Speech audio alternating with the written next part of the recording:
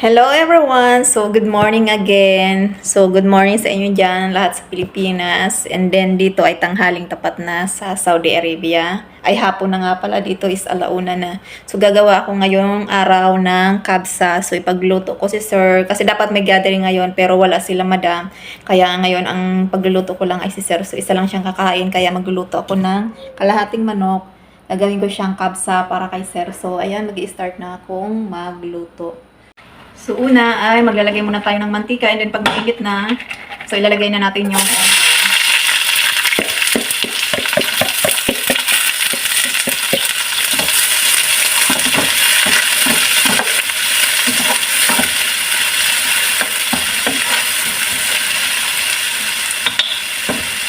So, kanina pala, nakapag-fry na ako ng onion. Ito yung pagka-toppings ko sa kabsa kapag sinerve ko na yung pagkain kay sir.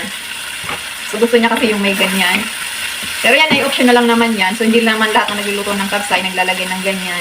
So, yan ay part of ano lang naman yan, decoration. Pero masarap talaga sa kabsa yung merong ganyan kapag inilalagay mo siya sa ibabaw ng rice. So, dahil ako ang nagluluto ngayon, so maglalagay ako ng konting garlic. Kasi pag si madam nagluluto ng kabsa, hindi siya naglalagay ng garlic. So, dahil ako ang nagluluto, ako ang masusunod ngayon. So, ayan, maglagay ako ng konting garlic. And then, ilalagay ko na rin yung cinnamon wood. Ayan. So, antay lang natin na mag-translucent yung kulay ng onion. And then, lumabas yung aroma ng garlic. So, ayan. Medyo nagba-brown-brown na ng light yung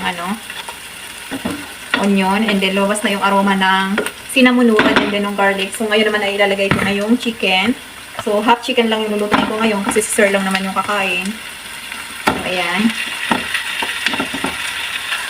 Kami kasi may isda pa kami, kaya hindi muna ako magluluto ng ulam namin ngayon. Kasi meron pa akong natitirang sinabawang isda kahapon. So, yun muna ang ulam namin. At pagkalagay muna ng chicken, so takpan muna natin siya. Ngayon naman, ay babalik pa rin natin yung chicken. So, yan, sarap ng amoy niya.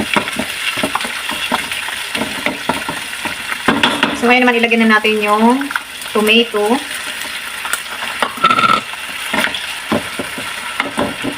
And then, tatakpan natin siya ulit.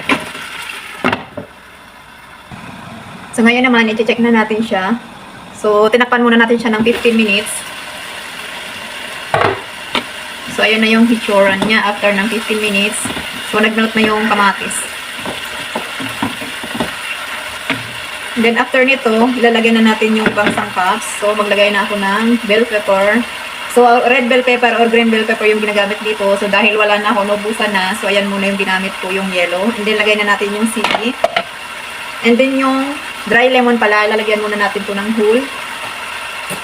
So, lalagyan natin ng butas muna para yung, ipapasok talaga siya sa loob. So, ayan, binutasan ko muna.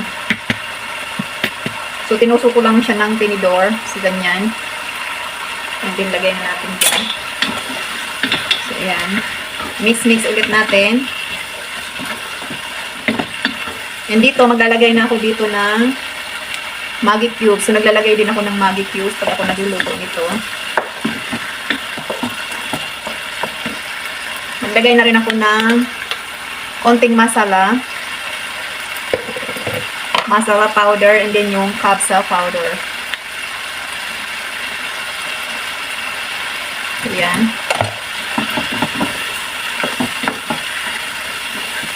Mix lang natin.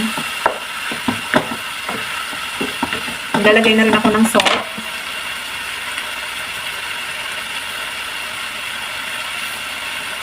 And then maglalagay ako ng black pepper.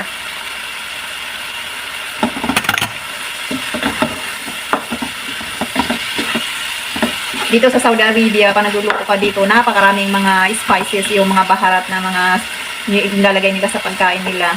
Eh, katulad nating mga Pilipino, hindi sanay sa mga ganong panglasa, hindi mo talaga magugustuhan yung pagkain ng Arabic. Kasi sanay tayo sa simpleng lasa lang ng pagkain. Pero pagdating dito, matututo kang kumain ng mga ganitong pagkain. So, katulad sa akin, dati hindi naman ako kumakain ng ganitong luto. Natuto na lang din ako kasi sa tagal-tagal ko dito, so 7 years na ako dito, ganun lagi ang siniserve ko, niluluto ko. So, natuto na rin akong kumain kahit papano. So, ngayon naman maglagay ako ng fresh kusbara. So, ayan yung coriander. So, kusbara ang tawag dito sa Arabic. And then, habang nagigisa ako nito, nagpakulo na rin ako ng tubig. So, yun yung ilalagay natin dito. So, yan. Halu-haluin lang natin yan hanggang mag-combine yung mga ingredients na nilagay natin. And then, tatakpan natin ng kaunting oras. Konti lang. So, mga 5 minutes lang siyang ganyan. And then, lalagay na natin yung sabaw. So, after ng 5 minutes, so, ihaluin natin siya ulit. Yan, mix natin ulit. So, ngayon, pwede na natin ilagay yung boiled water. So, ngayon, maglagay na to ng boiled water.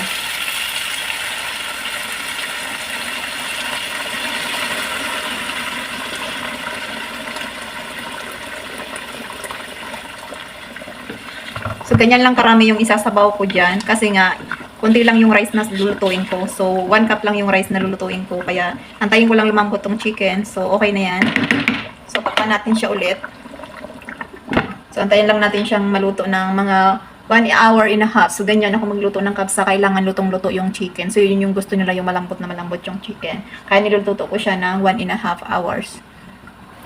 So, dahil nga, papalambutin ko na lang siya. So, ililipat ko siya dito sa kabilang kalas. So, dito ko na siya. Dito, gagawa ko ng chips. So, magpa-fry na ako ng chips para mamaya pagising niya. So, i-ready ko na lang yung food niya.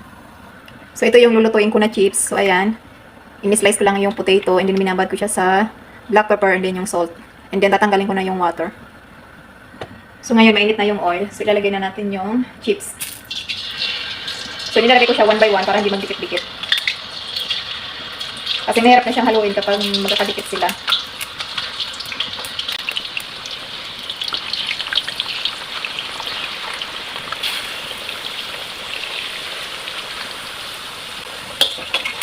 So, ayan, ganyan lang. Kaya hindi mahaluin natin para hindi magdikit-dikit.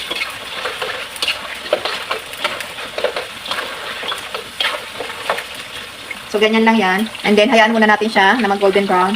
So, antayin lang natin na lumutang siya and then mag-golden brown. Pero hahalu-haluin pa natin siya palagi para wag siyang masunog. And then, para even yung pagkakaluto niya. Kasi kung hindi mo siya halu-haluin, minsan luto na yung mga gilid niya pero yung pinakagitna niya ay hilaw pa. So, hindi pa siya malutong. So, kailangan, lagi mo siyang haluin para maging crispy talaga siya. So, ayan, crispy na siya. So, pwede na siya natin siyang tanggalin kasi luto na to. So, pinatay ko yung ilaw kasi nga pag ganyan yung ilaw, hindi ko masyadong ma-identify kung ano yung kulay niya. Masyado akong naanoon kapag sobrang ilaw. So, ganyan pinapatay ko siya para nakikita ko kung nagba-brown-brown na ba siya. So, ayan, ganitong yung kulay yung maganda. And then, lagyan na natin siya dito. So, ayaw nila ng chips na sobrang brown. Gusto nila ganyan lang yung kulay.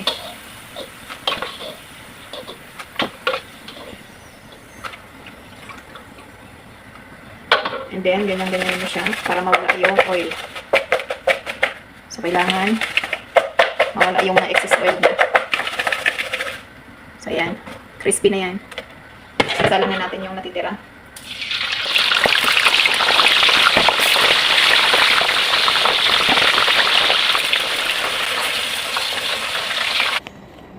So, ayan. Luto na siya.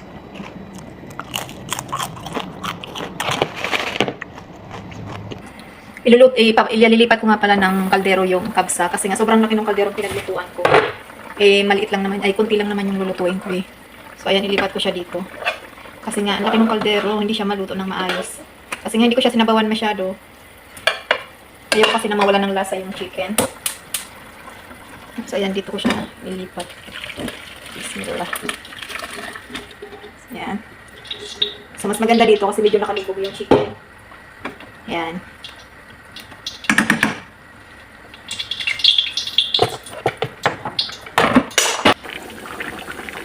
So, ayan. Paluto na to. So, mamaya ko pa siya ilalagay yung rice kasi nga, hindi pa gising si Sir. So, di ko pa alam kung kailan siya kakain at anong oras. Kasi hindi ko siya niluluto hanggat hindi pa kakain si Sir. Kasi ayaw ni Sir nang na-advance yung pagluto ng rice. Gusto niya talaga kung kailan siya kakain. So, saka mo lang siya lulutuin yung rice. Kaya, ayan. Papatayin ko muna yung apoy kasi luto na siya. Hatiin ko ng luto yung kabsa kasi nga, sabi ni Sir, mag-serve ako sa kanya ngayon and then mamayang gabi yung kalahati. So, isang chicken ngayon and isang chicken sa mamayang gabi. So, ilalagay ko na rin yung chicken sa oven. So, papa-brownin lang natin yung ibabaw ng chicken. And then, dito naman natin ilalagay yung rice. So, ayun yung kalahati para mamayang gabi. So, ilalagay na natin yung rice. Kalahati lang din ng rice yung ano. Yung 1 cup to, so kalahati lang din ito ang ilalagay ko. Kasi nga, kunti lang naman kakainin niya. So, okay na yan. So, ganyan lang siya. So, takpan muna natin siya. Santayin lang natin ma-dry ng konti. So, ito naman, ilalagay ko na to sa oven. So, yan. Papabrown lang natin ng konti yung babaw niyan. And then, gumawa na rin ako ng vegetable salad. So, ito yung kapartner ng aking kapsa vegetable salad. Gagawa muna ako ng dressing.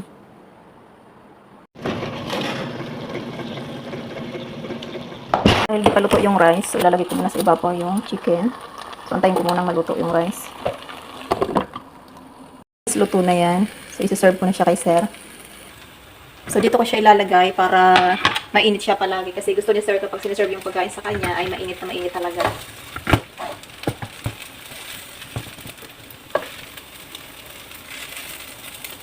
Kunti lang to kaya sa matapos niya. Ayaw kasi magluto ng maraming ito kasi nga pagkatapos nilang kumain ito, hindi naman nila kinakain na yung lahat nito. So, ganyan lang yan. And then, lalagyan ko yan ng na-fry kong onions. Ayan. Lagyan lang natin ng kaunting toppings. So, ayan. So, okay na yan. Yan lang. Close na natin para manatiling mainit yung pagkain. So, ayan. Ganyan ko siya isi-serve. So, ayan na yung salad. And ayan yung kapsa. And then yung sausawan na dugos. With tabasco lagi pag nagsiserve ng pagkain. So, dito yung ginawa kong dressing ng salad. So, pinaghalo lang to ng lemon, mint leaves, yung dry, and then honey, and then yung olive oil, and then salt, and then black pepper. So, yan lang yung pinaka-dressing ng ating salata. So, ayan lang. Thank you for watching.